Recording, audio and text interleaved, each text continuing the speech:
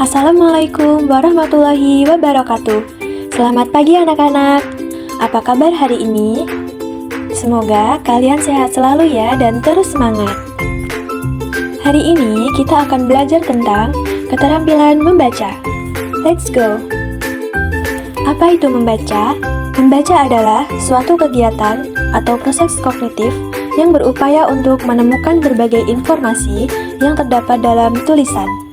Hal ini berarti membaca merupakan proses berpikir untuk memahami isi teks yang dibaca. Tujuan utama dalam membaca adalah untuk mencari serta memperoleh informasi, mencakup isi, dan memahami makna bacaan. Manfaat dari membaca adalah 1. Memperoleh banyak pengalaman hidup. 2. Memperoleh pengetahuan umum dan berbagai informasi tertentu yang sangat berguna bagi kehidupan. 3. Mengetahui berbagai peristiwa besar dalam peradaban dan kebudayaan suatu bangsa. 4. Dapat mengikuti perkembangan ilmu pengetahuan dan teknologi mutakhir di dunia. Keterampilan membaca dapat dibedakan menjadi beberapa jenis, yaitu 1. Membaca nyaring. Membaca dengan suara keras dan intonasi yang tepat agar pendengar memahami isi teks. Contoh, membaca puisi atau berita di depan kelas. 2. Membaca dalam hati. Membaca tanpa bersuara untuk memahami isi bacaan secara pribadi. Contoh, membaca cerita pendek atau artikel. 3. Membaca cepat. Membaca untuk menemukan informasi penting secara singkat. Contoh, mencari data di tabel, daftar isi, atau iklan. Keempat, membaca pemahaman. Membaca dengan tujuan memahami makna mendalam dari isi teks. Contoh, menjawab pertanyaan dari teks bacaan. Tahapan membaca ada 4, yaitu yang pertama, tahapan pramembaca. A. Mengenal simbol dan huruf. B. Memahami konsep cetakan. C. Mengenal arah membaca ke kiri ke kanan. Lalu yang kedua, tahap membaca permulaan.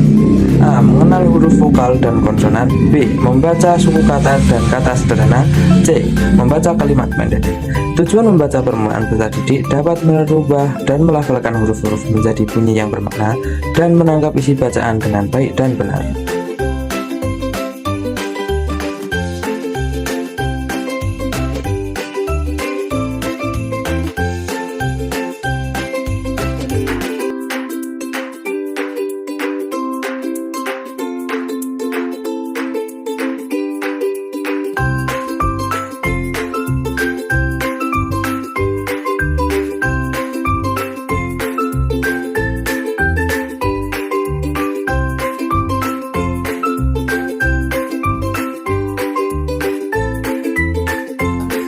Jenis-jenis teks yang dapat dibaca tahap SD, yaitu pertama, cerita pendek.